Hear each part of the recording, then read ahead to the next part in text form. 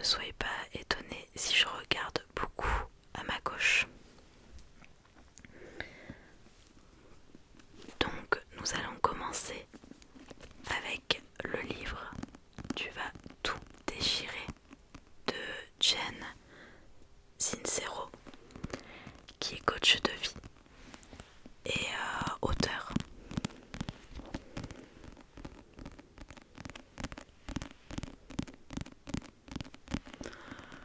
Donc dans son livre, elle démarre avec une présentation plutôt rapide d'elle. Puis après, elle regroupe les chapitres en plusieurs parties, donc 5. Elle commence avec une partie pourquoi nous sommes qui nous sommes. Donc elle parle du subconscient et de ses croyances, du grand sommeil qui est la cause principale de notre inaction.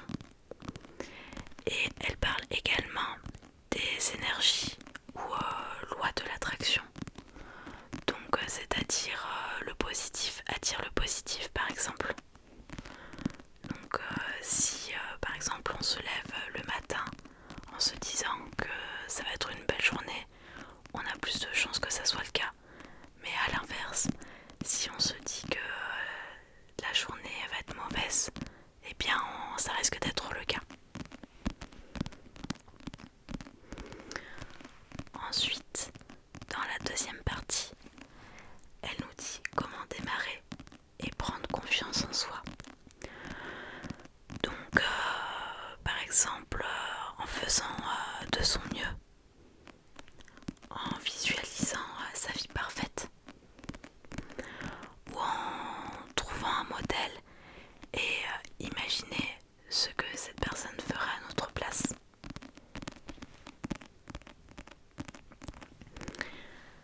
Dans la partie 3, elle nous donne les clés pour atteindre nos objectifs. Donc à l'aide de la méditation, qui est bien connue pour avoir beaucoup de bienfaits, qu'elle dit également dans son livre et nous donne des conseils pour commencer la méditation. Ensuite, elle nous dit de piéger notre cerveau.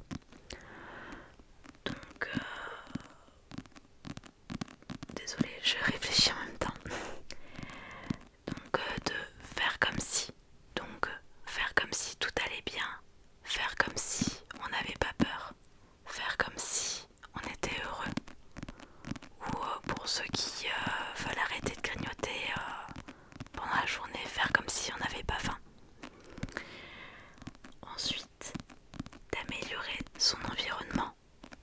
Donc, par exemple, avoir un environnement rangé, ça permet d'être plus productif et d'y voir plus clair.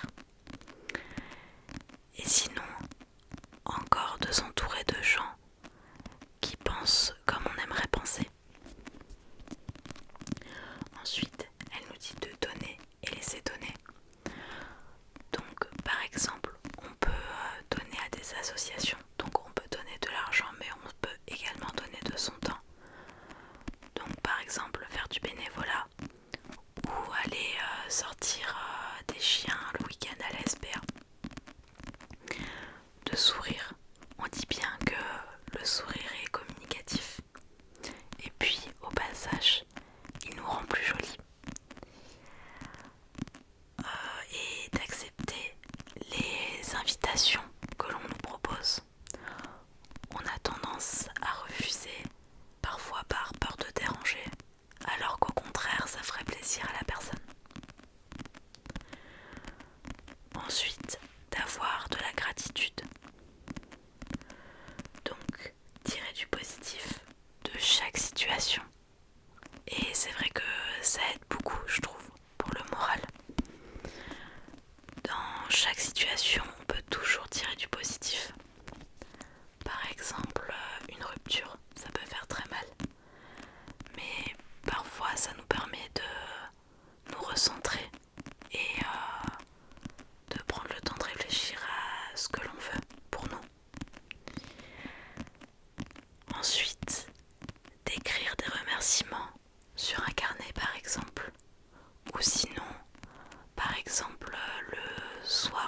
avant se coucher, prendre quelques minutes pour fermer les yeux et remercier la vie pour le lit sur lequel on vient de se coucher, ou le café du matin, le dîner partagé en famille encore par exemple. Et ensuite, elle nous propose de pardonner, donc éprouver de la compassion. Parfois on peut éprouver de la colère envers quelqu'un, alors que ça se trouve cette personne est juste malheureuse, pas bien dans sa vie, ou a peut-être passé une mauvaise journée. Ensuite, il faut laisser couler. Donc des fois ça sert à rien de s'acharner. Parfois c'est bien de communiquer avec la personne lorsqu'elle nous a blessés. Mais d'autres fois c'est inutile et dans ces cas-là, au lieu de ruminer, autant laisser la chose couler. Ensuite, ne pas extrapoler. Chose que je fais beaucoup. Donc par exemple, on envoie un message, on n'a pas de réponse de la personne. On peut se dire je l'ai blessé, j'ai dit quelque chose qu'il fallait pas dire. Alors que ça se trouve, la personne n'a juste pas eu le temps de répondre, ou tout simplement a lu le message et a oublié de répondre, ça arrive. Ça sert à rien de se faire décider sur des choses qui n'ont pas eu lieu. Et ensuite, se dire que ça sera du passé. Donc même si on est en colère pour quelque chose, le temps estompera cette colère ou cette tristesse, cette déception, n'importe quel sentiment lié à la douleur. Ensuite, dans la partie 4, il y a la remise en question. Donc déjà, il faut prendre conscience de nos mensonges. Donc il faut s'écouter, parler, penser. Donc nos mensonges, ça peut être je ne suis pas capable de faire telle chose, je suis nulle dans un tel domaine. Ensuite, il faut voir ce que l'on y gagne à dire ce genre de choses. En règle générale, pas grand chose. Donc après, il faudrait se comporter comme on aimerait être. Donc on en revient à faire comme si. À force de faire comme si, on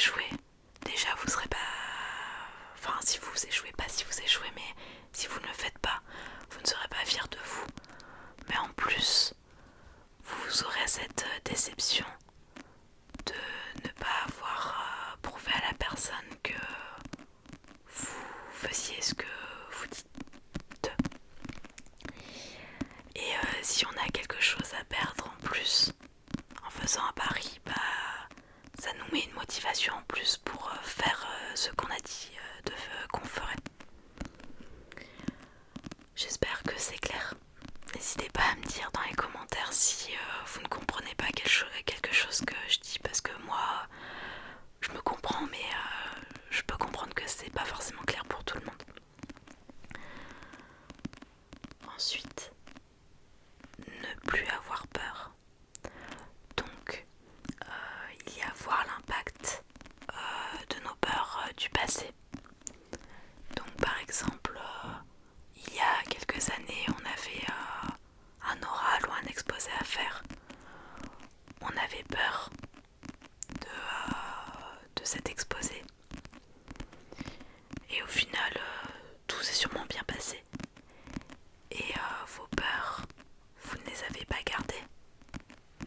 Donc les peurs que vous avez actuellement, dans quelques semaines, mois ou années, vous n'y penserez même plus. Ensuite, se couper des éléments la nourrissant. Donc moi ça me fait penser principalement aux personnes qui sont nocives, dans le sens où si vous parlez d'un projet à quelqu'un et qui vous dit que vous n'allez pas y arriver, ou encore ah mais c'est dangereux, ah mais tu y vas toute seule, mais comment tu vas faire, il faut éviter de voir ces personnes, ou parfois c'est compliqué. Donc l'idéal dans ces cas-là, c'est de ne pas en parler avec cette personne, même si parfois les gens n'hésitent pas à donner leur avis quand même, même quand on l'a pas demandé. Ensuite, la partie 5, c'est les grandes décisions. Agir. Donc, il faut examiner vraiment ce que l'on veut. Il faut qu'il y ait aucune négociation. Donc, pas de pause. On va prendre un exemple que donne le livre. Après, moi personnellement, je ne fume pas, donc je sais pas ce que ça fait. Mais si on se dit je veux arrêter de fumer, il ne faut pas se dire bon allez, j'en fume une de temps en temps. Il faut vraiment se dire je veux arrêter de fumer, donc maintenant je suis non fumeuse. Ensuite, il faut s'accrocher. Donc même si on échoue, il faut recommencer. Peut-être d'une manière différente, voir pourquoi on n'a pas réussi. Mais dans tous les cas, il ne faut pas lâcher. Ensuite, il faut abandonner nos mauvaises habitudes. Donc, par exemple, pour ceux qui veulent faire une formation en ligne, certains prennent l'habitude d'avoir le portable à côté d'eux et dès qu'ils entendent qu'ils reçoivent un message, ils commencent à le lire, puis traîner sur le portable. Donc l'idéal, ça serait de changer cette habitude. Et au lieu de garder le portable avec soi, le mettre dans une autre pièce pendant qu'on travaille. Ensuite, écrire nos objectifs et les lire tous les jours. Donc ça permet de se rappeler de ce qu'on veut et de se motiver du coup. Puis trouver des sources de motivation. Donc ça peut être par exemple des gens, contrairement aux gens nocifs, il peut y avoir des gens qui peuvent nous apporter beaucoup de bien. Donc des gens qui sont bienveillants, qui nous motivent, ou encore des gens inspirants, qui sont comme nous aimerions être. Il y a la musique également. Je sais pas vous, mais moi quand j'écoute de la musique qui bouge, ça me motive et ça me donne envie de faire plein de choses. Ou il y a encore des photos. Ça peut être des souvenirs ou des photos prises sur internet. Par exemple, la personne qui a le projet de partir au Japon peut très bien mettre sur un mur des photos du Japon, des endroits où il aimerait aller. Puis que ça lui donne la motivation de faire tout ce qu'il faut pour y aller. Donc je vous ai résumé le livre, enfin les parties de chaque, les parties du livre. On va y arriver. Donc moi je l'ai vraiment beaucoup aimé. Ce livre a vraiment pour but de nous aider à réaliser nos objectifs.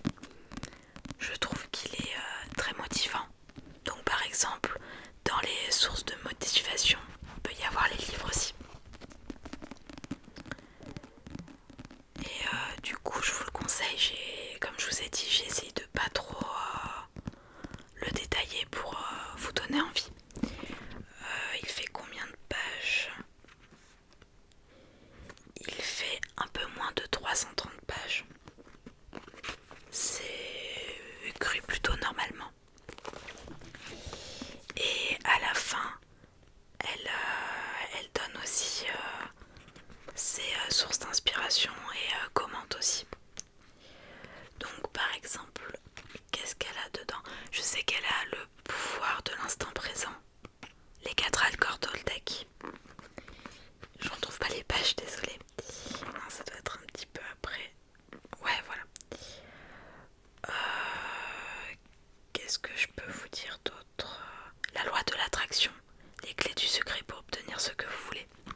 Ben, du coup, c'est pas mal parce que ça permet aussi d'avoir quelqu'un qui nous conseille des livres à lire. Donc, je vais passer au prochain livre, qui est Miracle Morning de Hal Elrod.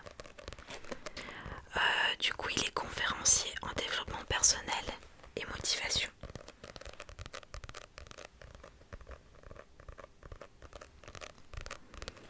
Donc, je vais tourner ma feuille. J'ai pris une page juste pour le livre d'avant. Là, ça va être un petit peu plus court. C'est juste que l'autre, je trouvais qu'il y avait plus de choses à dire, vu que c'était un peu plus éparpillé. Et c'est le dernier que j'ai lu, donc c'était celui qui était le plus frais dans ma tête. Miracle Morning, j'ai dû le lire il y a un an peut-être, à peu près, je pense. Donc du coup, il parle de son histoire, son évolution et de son déclic.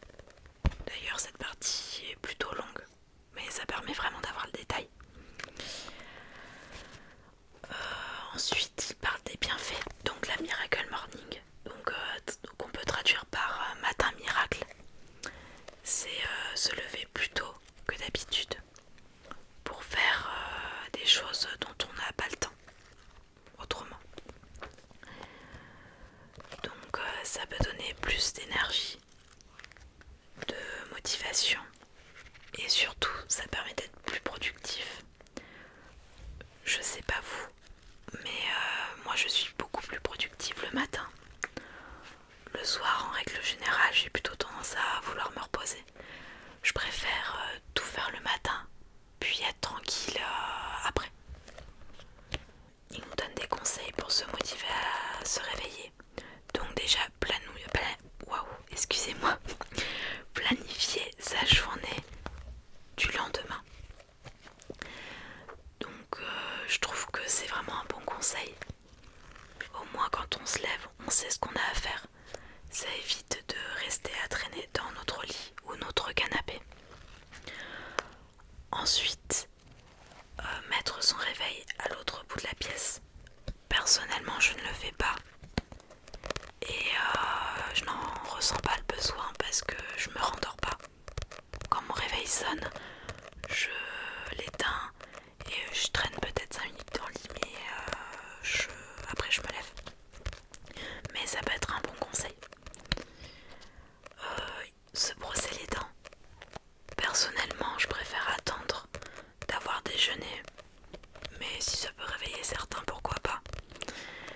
Mais moi je conseillerais plutôt de prendre un grand verre d'eau. Votre corps n'a pas bu pendant la nuit.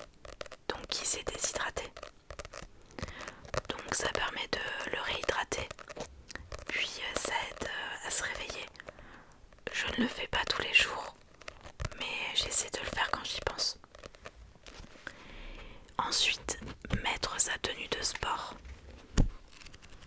Donc moi, selon la saison, par exemple quand il fait froid, vu qu'il faut que je sorte mon chien au réveil, j'ai plutôt tendance à mettre un jean en hiver.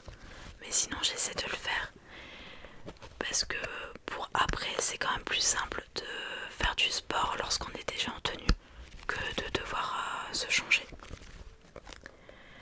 Donc ensuite il parle des savers. Je pense que c'est comme ça qu'on dit en anglais. Désolée, je suis un peu nulle en anglais. Mais en français, c'est les sauveurs. Donc S comme silence. Donc vous pouvez faire de la méditation ou des respirations profondes.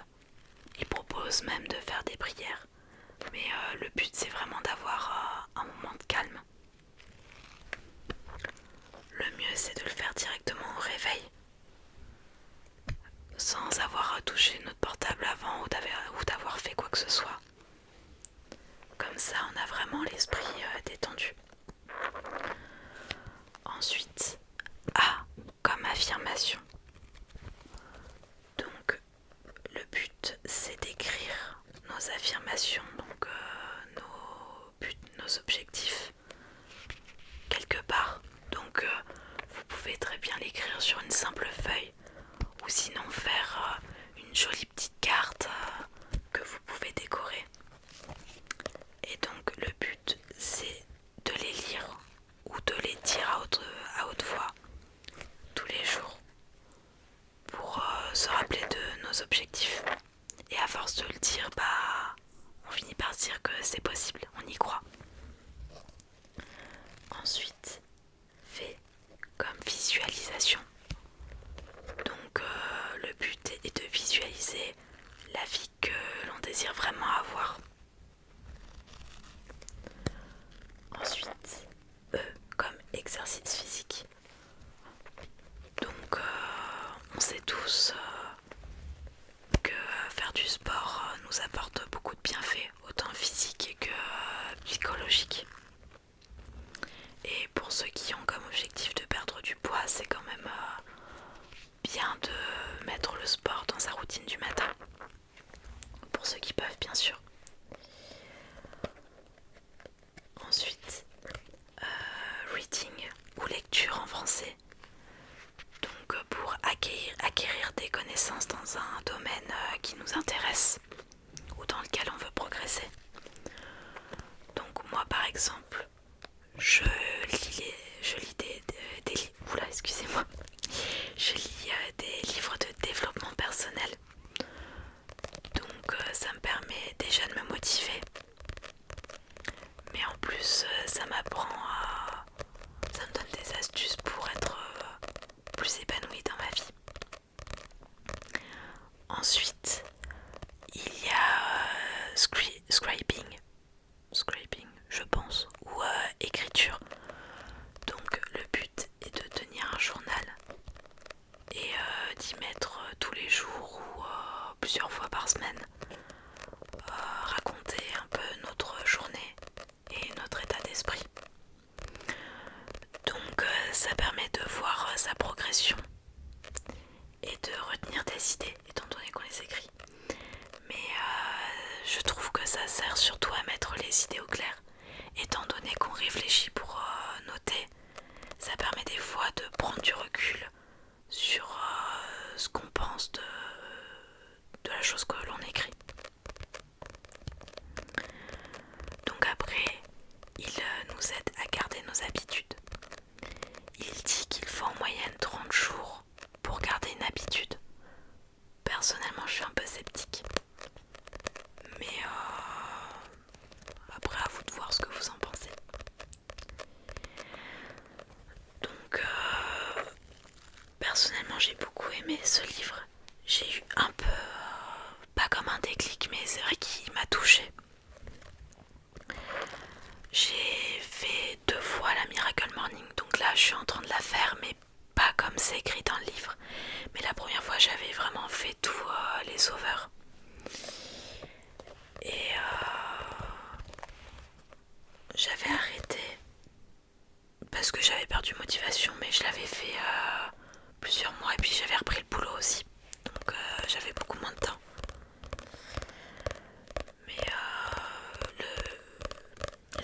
silence. J'avais bien aimé la méditation. Donc ça, je pense qu'il faudrait vraiment que j'essaie de le remettre dans ma routine du matin. La caméra a coupé. Du coup, il va falloir que je retourne une partie que j'avais faite. Je m'en suis pas rendu compte à la fin, ne vous inquiétez pas. Les affirmations. Donc moi j'avais fait des petites cartes et ça m'a pas spécialement aidé, donc ça j'avoue j'ai arrêté. Mais après vous essayez, ça peut très bien fonctionner sur vous. Ensuite la visualisation. Moi personnellement je le fais très facilement, mais déjà avant de lire ce livre, j'adore m'imaginer réaliser mes rêves. Et l'exercice physique, donc j'en fais tous les jours. C'est rare que je fasse pas de sport. Ou sinon c'est quand vraiment je peux pas. Par exemple si je suis chez quelqu'un ou en vacances et qu'il n'y a pas forcément la place. Mais sinon je le fais vraiment tous les jours. Déjà parce que c'est un de mes objectifs de perdre du ventre. Mais aussi parce que j'ai cette satisfaction quand j'ai fini mon sport. Quand je démarre, c'est pas forcément évident, je suis pas forcément motivée, mais après je suis vraiment contente et je me dis que quoi qu'il se passe après, j'aurai au moins fait quelque chose d'utile dans ma journée. Et si je peux vous donner un conseil, ça peut paraître vraiment bête, mais j'ai acheté Just Dance sur la Switch et tous les jours on y joue 1 heure avec mon copain et ça nous fait vraiment transpirer. Bon, moi à chaque fois que j'ai fini, enfin une demi-heure, 1 heure, à chaque fois que j'ai fini, à chaque fois je transpire quoi. Désolée, j'entends un bruit bizarre. Mais ouais, ça peut paraître bête, mais pour ceux qui aiment danser et qui ont envie de se bouger un peu mais qui sont pas forcément motivés à faire du sport, je conseille. Ensuite la lecture.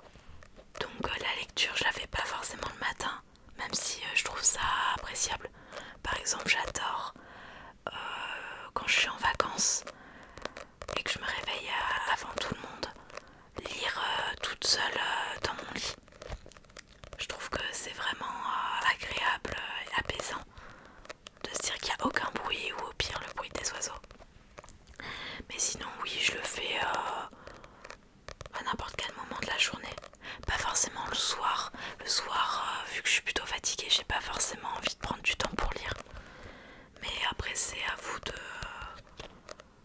voir ce qui vous convient le mieux. Certains préfèrent le soir avant de se coucher, d'autres le matin, d'autres en pleine journée au bord de la plage par exemple, ou sur une serviette sur l'herbe. Ensuite l'écriture, c'est quelque chose que je faisais beaucoup, que je vous conseille vraiment d'essayer. Vraiment, ça permet vraiment de prendre du temps pour analyser la chose qui s'est passée ou notre ressenti, tout dépend ce que l'on écrit. Là, ces temps-ci, je ressens pas le besoin, donc je le fais pas. Mais je vous conseille d'essayer. Donc, comme je vous disais, avant que ça coupe, ce que je vous disais quand ça a coupé plutôt. Vraiment, j'ai préféré l'autre livre, mais ce livre m'a permis d'avoir pas un déclic, mais un petit quelque chose.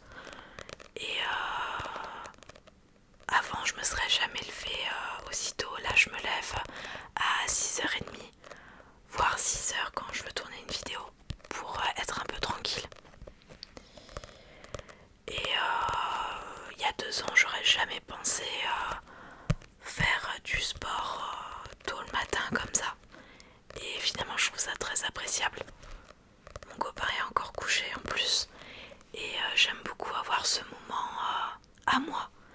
Et surtout tous les matins, du coup, je me dis, quoi qu'il se passe, même si je fais rien d'autre de la journée, ma journée aura servi à quelque chose.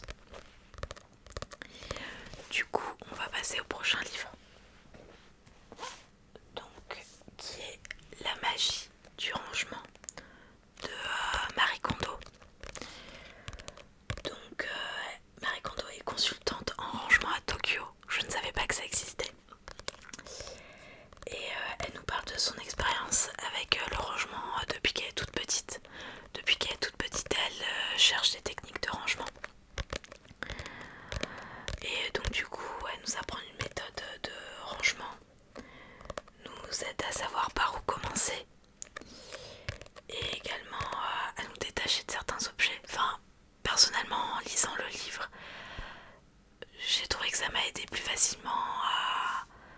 dire bon bah tel objet je le garde pas alors qu'avant je le gardais au cas où. De toute façon je crois qu'on est tous un peu comme ça à garder les choses au cas où, alors que la plupart du temps on ne s'en sert jamais. Donc elle nous parle aussi des bienfaits d'avoir une maison rangée et composée uniquement d'objets utiles ou qui nous apportent du bonheur. Et du coup je conseille aux personnes qui veulent faire leur tri dans leur vie ou au moins dans leur maison. Et ceux qui savent pas comment s'y prendre ou pas recommencer, ou tout simplement qui ne sont pas motivés, je trouve que personnellement ça m'a pas appris grand chose, mais après je pense que c'est beaucoup parce que j'avais déjà entendu parler de ces méthodes, par exemple de la manière d'emplier nos vêtements. Au lieu de les empiler comme ça, vraiment les ranger comme des livres, par exemple. Mais du coup, j'ai pas forcément appris grand chose. Mais par contre, ça m'a vraiment donné la motivation de garder uniquement les choses dont je me sers ou qui m'apportent du bonheur. Donc, pour ceux qui n'aiment pas lire, bonne nouvelle, il y a une série sur Netflix sur sa méthode. Et je crois même qu'on la voit elle, mais personnellement je n'ai pas regardé, donc je peux pas donner mon avis là-dessus. Mais peut-être pour ceux qui veulent avoir un avant-goût, ça peut peut-être vous intéresser de regarder avant sur Netflix. D'ailleurs je vous ai pas dit les prix des livres pour ceux qui sont intéressés. Tu vas tout déchirer, il coûte 7,90 €. Miracle Morning. Très bonne question. Je n'ai pas le prix, désolé. Et donc, la magie du rangement. Non plus, j'étais persuadée qu'il y avait le prix. Bah désolé, j'ai pas le prix. Mais je vous le mettrai en barre d'infos si vous voulez tous les prix. C'est pas bien compliqué à retrouver. Donc ensuite, le dernier livre est Girl Boss. Donc de Sophia Amoruso. Donc là pour le coup, je vais vous lire le résumé. Je vous ai pas lu les autres parce que je préférais résumer un peu à ma manière. Mais là je trouve que le résumé est vraiment pas mal. Donc du coup, j'espère que ça ne vous dérange pas, la luminosité change. En fait le soleil commence à se coucher, donc ça s'assombrit de plus en plus. Donc, je suis la fondatrice, PDG et directrice artistique de Nastigal. J'ai construit mon entreprise toute seule avant même d'avoir 30 ans. Je ne viens pas d'une famille riche, je n'ai pas fréquenté d'école prestigieuse, mais j'ai passé des années à me salir les mains en fouillant dans des tas de fripes. En 8 ans, je suis passée de l'état de gradivore, anarchiste et fauché, à celui de femme d'affaires aussi à l'aise dans une salle de conférence que dans une cabine d'essayage. Si je vous raconte mon histoire, c'est pour vous rappeler que le droit chemin n'est pas le seul qui mène au succès. Donc, Sophia Amoruso est née en 1984 à San Diego. Véritable visionnaire de la vente en ligne, elle crée à 22 ans Nastigal, une e-boutique de vêtements vintage. Aujourd'hui, elle est à la tête d'une entreprise de plus de 400 personnes qui génère plus de 74 millions d'euros de revenus. Donc autant dire qu'elle a un parcours plutôt atypique et vraiment inspirant. Donc bonne nouvelle, lui aussi il est disponible sur Netflix, en série également. Et je dirais même que pour le coup je l'ai vu. C'est comme ça que j'ai su que ce livre existait. C'est en regardant d'abord la série. J'avoue avoir une préférence pour la série. Mais je pense que c'est parce que c'est comme ça que j'ai connu l'histoire de cette femme. Donc du coup, excusez-moi. Donc du coup c'est un mélange de sa biographie, de conseils sur le monde du travail. Personnellement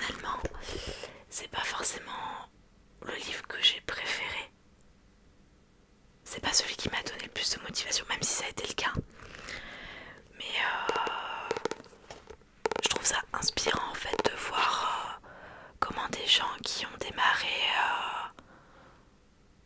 de tout en bas, même plus bas que moi par exemple, ont pu réussir autant dans leur vie. Donc vraiment pour ceux qui veulent monter une entreprise, je vous conseille vraiment de lire ce livre ou au moins de regarder la série. C'est pas bien long en plus et ça m'étonnerait fortement qu'il y ait une deuxième saison.